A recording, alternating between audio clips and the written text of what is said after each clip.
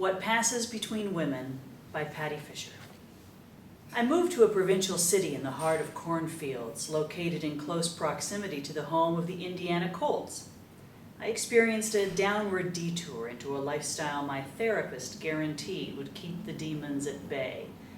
Except for every now and then, I was plagued by a rush of sweating, an intense feeling of falling into a deep well with no bottom, and looking for a one-sided razor to cut deep enough and clean enough so the recurring flashbacks would vanish forever. One Saturday morning, such an occurrence darkened my quiet bedroom. With shaky hands, I reached for a bottle of the latest prescribed antidepressant. I chased the pill down with 2 gulps of strong black coffee. I pulled my thick auburn hair into a workable ponytail. In more of a wakeful state, I sprinted to begin my day. The downtown establishment was just a steep staircase down from my 2-bedroom flat on Connor Street in Noblesville, Indiana. I entered from the open back door to the designing room where the arrangements for funerals, weddings, and home decor was well underway. At 11 a.m., Connie Culver, a tall, slender brunette maneuvering very skillfully a lighted cigarette in her partially opened mouth, was putting the finishing touches onto a white rose spray to cover old man Perdue's coffin lid. She heard me coming down the creaky wooden steps. Her eyes squinted into slits as she gave me a flimsy, pleasant greeting. "Well, well, Jenna, I could have used you an hour ago.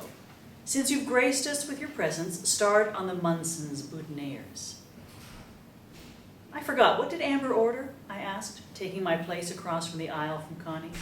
The gray cement floor was covered in broken stems, scattered pieces of baby's breath and fern leaves. "Today is a white one, roses and stems of evergreen. We need 12 in all. When you've finished, you can help me with the orchid centerpieces." She instructed as she made a quick move to get rid of the 2-inch ash hanging from the steadfast cancer stick. It baffled me how she kept the ashes from touching the flower arrangement. The owner and namesake of this thriving community business, Marie Whitmore, came into the back to join us. "Ladies, I'm closing in 1 hour, so we can get the Munson order completed by 5. "Jenna, hello, my dear. I take it you woke up in one of your episodes?" The older, short, 72-year-old woman, humped over slightly, greeted me, patting my back. "Your timing is great. We're swamped with work."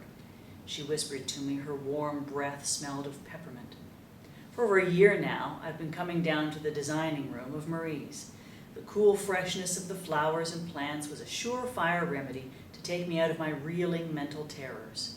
Every Sunday I would receive lessons on flower arranging from Marie, who'd been in the business of creating beauty since the 1950s. Her hands were not in the best of shape from a case of advanced arthritis.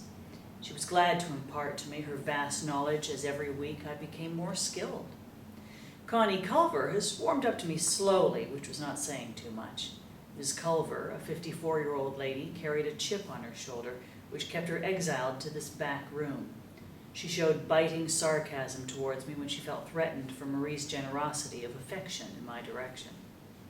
"How's Westfield High School treating you these days? I hear you could possibly get outsourced. No more $15 an hour. Salary like that could get cut to 8, Connie said, backing up to admire her work. Too bad the plethora of white roses, velvety soft folds bursting forth to embrace the bright green cluster of leaves close by, was to be used to cover a coffin lowered down 8 feet under into the cold, damp, brown earth. I finished the last boutonniere, placing it carefully into a white cardboard box, folding over the precious male buttonhole decoration with delicate white tissue paper. "Hey, I have an idea. I can always take up Marie's offer and work here full time.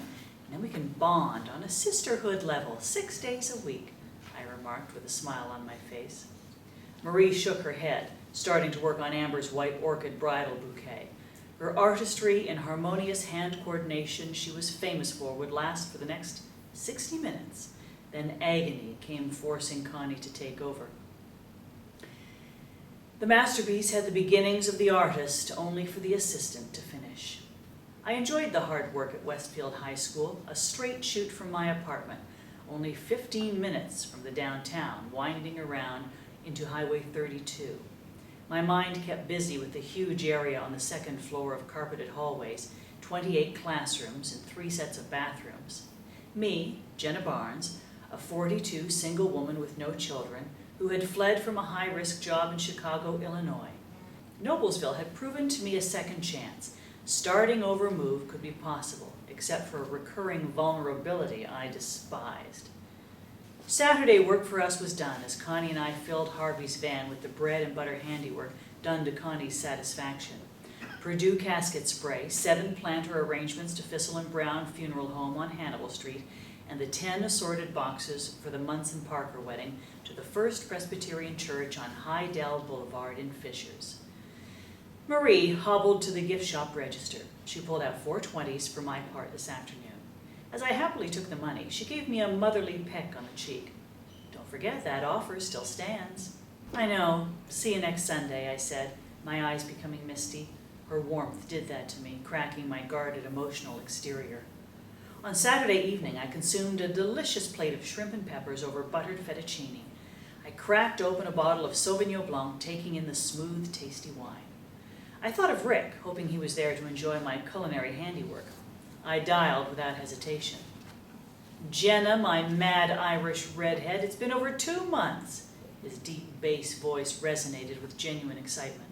"Hey, asshole, you could have gotten me. We don't live in a time where females have got to sit by the phone with bated breath."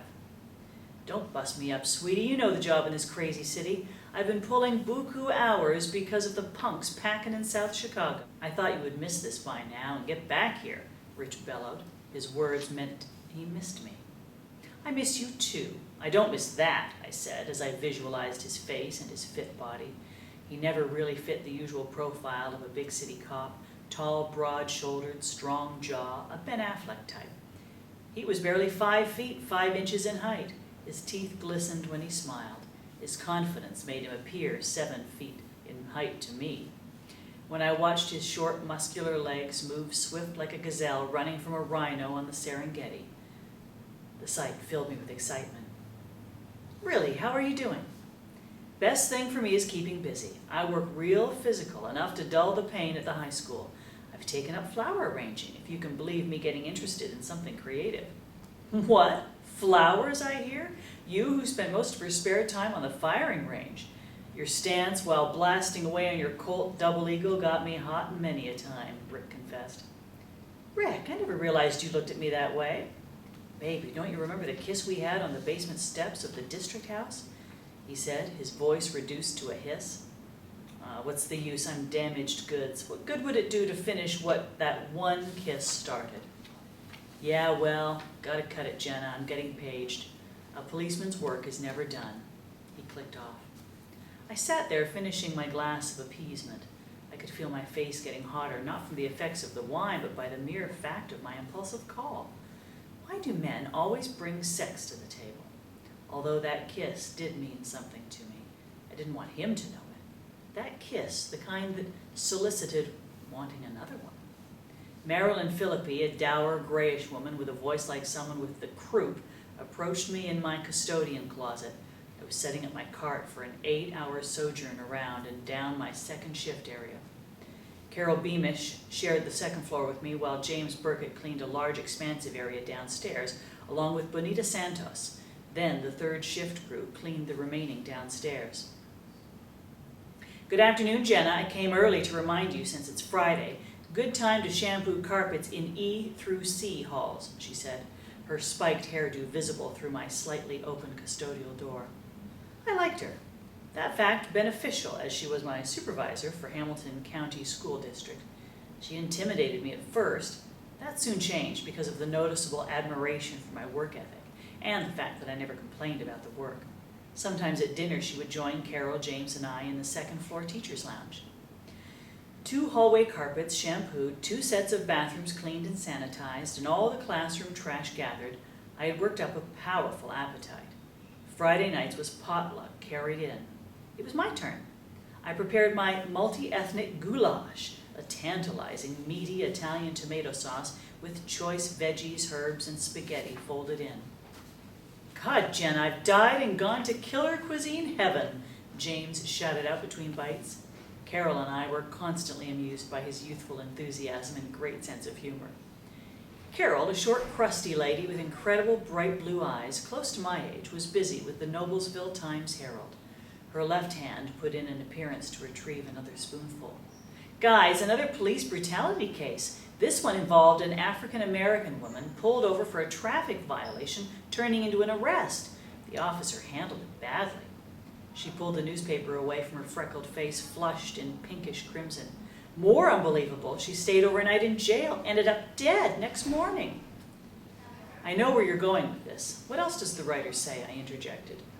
Come on, Jenna. The writer pointed out the officer got violently agitated, used excessive force to place her into the back seat of the squad car. She questioned his tone and his manic actions. The story ended there. I bet the investigation will prove the officer not only injured her as she entered the back seat, but he continued with his abusive behavior at the jail. Carol pressed on. Carol, you're interjecting a fair amount of your own opinion. My best friend Rick is a seasoned cop in Chicago. That city possesses large amounts of major crime 24/7, even to the better neighborhoods. Believe me, the boys at the 53rd District CPD know when to hold back on too much police force taking someone in, I bellowed. Whoa, ladies, no cat scratching, please. Wait, Jenna, this is the first time I've heard you talk of a male friend, let alone one who could be close. James came forth as the dinner quarrel mediator, his large brown eyes filled with excitement, his long gangly legs tapping, hoping we would not continue. I thought of him as a surrogate son and calmed right down. I remembered there was the rest of my shift waiting for me, enough work to fill the next 4 hours. I'd passed over Abby Merman's room earlier. She was in a discussion with the biology teacher, Mr. Overmeyer. Abby Merman was an economics teacher in D Hall I had befriended the first week of classes in August. This being the first year in 6 years she did not teach at Shamrock Elementary School in Carmel. High school was new ground to sow, her sound learning of economics updated from the historical 2008 economics crisis was needed. She was a single, cultured, 35-year-old, excessively poised lady who confessed several times. She wanted the company of an intelligent older man. Okay, you two, we can debate more on Monday. Got more to do, toodles. I put my tried and true backpack on and walked into room D205, not realizing there was a couple on the carpet folded around each other, disheveled and groping at pertinent body parts. A white-haired man looked up. His head had the motion of a jack-in-the-box springing to the surface from Abby's teacher's desk. Glancing further, it was Mr. Overmeyer, the biology teacher. His room was next to my janitor's closet. Oh, God, I'm so sorry, I lifted up my hands. I'll come back, my voice quivered. A sex romp between these two did not compute to my way of thinking. I could not imagine a sweet-smiling, short, paunchy science teacher could be so bold as to have sex in the school after hours, let alone pounding Abby behind her desk. Most of my opinion to what classifies a man as sexy was if I could go to bed with him. Before 2012, my sexual experiences were defined with specific criteria. If he had great teeth, seethed with confidence in his ability to satisfy, and kisses me consistently to where I would drop my pants then and there.